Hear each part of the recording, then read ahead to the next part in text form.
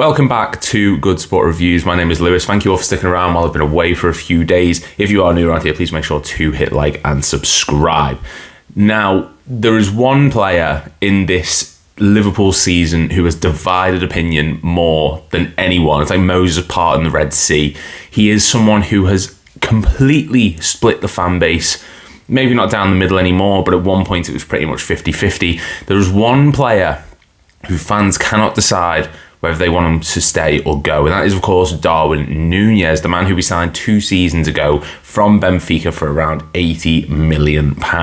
He's become such a focal point of criticism and hatred, and a lot has gone on in recent weeks. So we're going to sort of look into it and just give my thoughts on what I think Liverpool's best doing with Darwin Nunez, because it's not as black and white as people like to make out. So following, I believe it was the Tottenham game, Darwin Nunez went through Instagram and deleted every post relating to Liverpool Football Club. Any mention of him at the team, any mention of him in the shirt, any picture of him to do with the squad was deleted, leaving just Uruguay and before that Benfica, etc., etc. Now, this is believed to have been response to a lot of the backlash he was facing. He has received non-stop criticism for weeks, maybe months even, because of his finishing, his inability to win a match at points, which is just ludicrous. And we're at this point now where fans are debating whether to keep Nunez or not, with rumours of Barcelona being interested in him, rumours of Benfica coming back for him, PSG apparently touted to receive him, or put a bid in at least. It's ridiculous. The whole thing to me is ridiculous. I've been a avid Darwin Nunez supporter from day dot. I've said it on Redmen TV. Always involved, he's always in the right place. So, do you feel he's being disrespected a little bit? Yeah, 100%. I feel like I could talk about Nunez for a year. The reason Nunez comes under such criticism is because we bought him at a point when we didn't necessarily need that type of player, and because of the money we spent on him, that's naturally going to come into the conversation. We've seen it with like Jack Grealish at City, Declan Rice at Arsenal, Caicedo. Nunez is our thing about the front line is Salah will score plenty of goals, but everyone contributes in different ways. They might not all break the bank scoring 20 odd goals each in the league, but they get goals and assists. And Nunez is our top assister, and he's got 7 goals or something like that. His role in this team is not to be the out-and-out striker. He's to play the system, and the system requires him to just go on the wing, cut inside if he wants to, shoot from whatever angle he wants, do whatever he wants, and just put the fear of God in the back line. Yeah, he does miss easy opportunities. I've seen Salah miss one-on-ones. I saw Suarez miss one-on-ones. I've seen Torres do it. Everyone does it. Mane used to miss sitters all the time. Yeah, every player has missed sitters. Yeah, he hasn't got the goals to outweigh the sitters in the I've said it on the LFC transfer room. I believe that Nunez still has a contribution to this team. And the main reason is because he's not meant to be a striker. As daft as it sounds, he was signed as a striker, but no one in this team, no one amongst this front line of Mo Salah, Diogo Jota, Cody Gakpo, Luis Diaz, none of them are designed to be an out-and-out goal scorer, or they haven't been in this Jurgen Klopps system. Mo Salah is the most consistent one, and that's because he can do it. He's able to score ridiculous goals, and he's able to score the amount he does because he's world-class. He's one of the best in the club's history.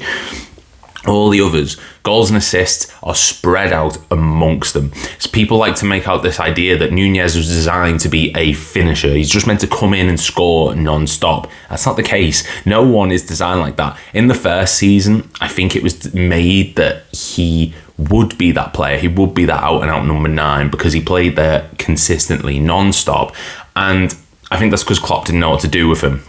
This season, earlier on, we saw the benefits of having Nunez on the left. He was creative, dynamic, he was aggressive in his approach, providing assists. He's on something like 8 assists in the Premier League, 13 across all competitions in total. And we saw it in the Sheffield United game. He wins the ball back, puts it into Szoboszlai scores. Nunez is in a system. He's not like Haaland in Man City, where the system is designed to get the best out of him. We are a collaborative. It's a team effort. Nunez contributes to that. What does Klopp like? Pressing. What does Klopp like? Team players. Nunez is both, or has both, in abundancy. No player presses more than Darwin Nunez. in Liverpool's squad. He is the most determined to win the ball back. The goal he scored against Sheffield United was because of pressing. He pressed the goalkeeper, ball hits him back of the net. He's a great contributor to the team in this aspect. And this idea that people have that Nunez is expected to be this world-class finisher, he's still young. I believe he's 24.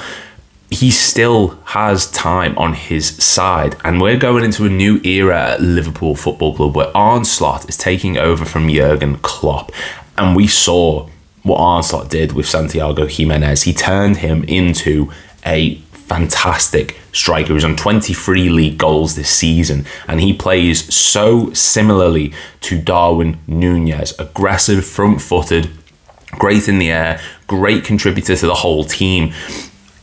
Arne Slot is going to get the best out of Darwin Nunez, and I have no doubt about it. These reports that fans are ready to see the back of Nunez after 2 seasons. After 2 seasons of what? He's missed chances. I'm not oblivious to it. I am completely aware that I'm probably in the minority of this. I think Nunez has missed chances. That Everton match from a few weeks ago, I wanted to pull my hair out. I was screaming at the TV. He does have a sort of hit it and hope mentality. He does just think, let's just lever this and see what happens. And that match made it abundantly clear. But we wouldn't be in the position we're in if we didn't have Darwin Nunez. Where would we be? So we go back. We wouldn't have won the Carabao Cup if Nunez wasn't involved, because he scored the winner in that Bournemouth match. We wouldn't have been in the position we are in the league had he not been here for the Newcastle game. 2 last-minute goals to win us the game at St James's Park when we were down to 10 men. What about the Nottingham Forest match, where in the 98th minute he wins the game for us? He is contributing, and people are saying, well, he started the season off really well and then he's dipped. Everyone's dipped. This patch where Nunez has been awful, everyone has been awful. Salah, the Tottenham game recently, was his first goal that wasn't a penalty since Brentford on his return in February. No one has been great in this team. And all season, we've actually sort of been plodding along. I think we've had a few performances where I thought were the real deal. Newcastle at home was a big one. Chelsea, when we beat them 4-1. There's been certain matches. But we've been getting away with murder at points. And no player, barring, a few like Van Dijk and Kwanzaa, stuff like that, no player has looked absolutely fantastic. Nunez is just the one who has to deal with it because he is the butt of the joke. He is the continuous target of abuse because people like to make fun of the fact that he misses chances. And while he definitely does, he offers so much more. So just looking at some of Darwin Nunez's stats. So he scored 11 goals, which is 0.49 per 90 minutes, putting him in the top 94% of attackers across Europe. Now, that's not, to me, that's good. I don't understand. But we're going to move on past that. He's 19 goal involvements, which is 0.85 per 90 minutes. Now, that's what I'm saying before. Nunez is not just goal like an Erling Haaland. He's everything. He's meant to be all-rounded. He's meant to cut inside and have a go at goal, but he's also there to go out wide and create chances for other players. He's not meant to be this stay in the box target man. That's not the way he plays. That is not the way we operate in the Klopp system. And in the Arne Slot system, we may go to that. We've seen that with Jimenez. He is the main goal threat for Feyenoord, and we might see that at Liverpool. There are other players who score goals, though. Cody Gakpo's form's been fantastic recently. Diogo Jota was on fire before he got injured. Salah at one point was unplayable. Diaz comes up with the occasional goal. Like, there's still people in this team who score, but just because Nunez isn't getting every goal doesn't mean he's awful. And people that are blaming him for defeats recently, the Palace defeat, well, what did Nunez do there? The Everton defeat, what did Nunez do there? What did anyone do? What did anyone in that team do to deserve a win? No one looked good. No one looked like they wanted to score. Salah didn't do it. Diaz didn't do it. Gakpo didn't do it. So to say that Nunez is the main culprit of our poor form is very short-minded. And I get it. I get that he's frustrated. I get that he's one of these players who misses chances. Were the 2 players in the Premier League who have missed the most chances? It's Erling Haaland and Mo Salah, 2 of the best players the league's seen. Now, they miss chances, They miss so many chances because they have so many shots. Nunez is the same. Not to that level, of course. No comparisons to Haaland anymore. They're out the window. But he misses loads of chances because he gets about 20 a match. He is putting himself in the right spots. And there are times where his finishing is it's just not there. He's so much a hit it and hope kind of player. But what he offers to the team with his aggressive pressing, he puts fear into defenders. He's quick, strong, not afraid to get into a tackle. He can be a target man. He likes to go cut inside. He's able to go out wide and use his pace to his benefit.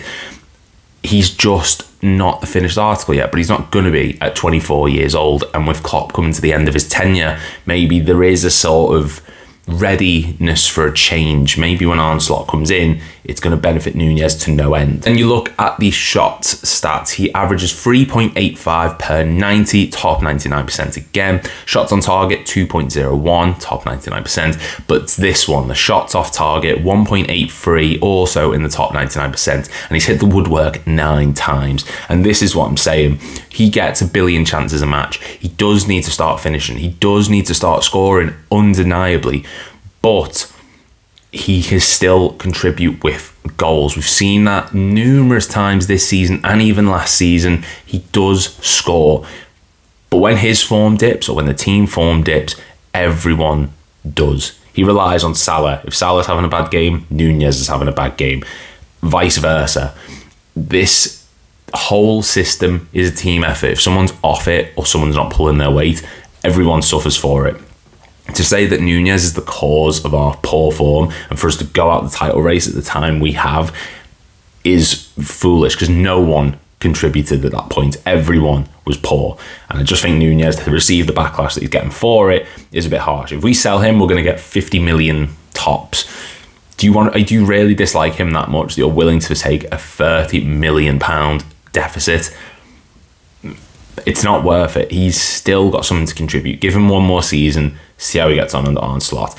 Just a very quick sort of, it seemed like a bit of a rant actually, but yeah, just please make sure to hit like and subscribe around here. 500 by the end of next month. Thank you very much for watching, and I will see you all in the next video.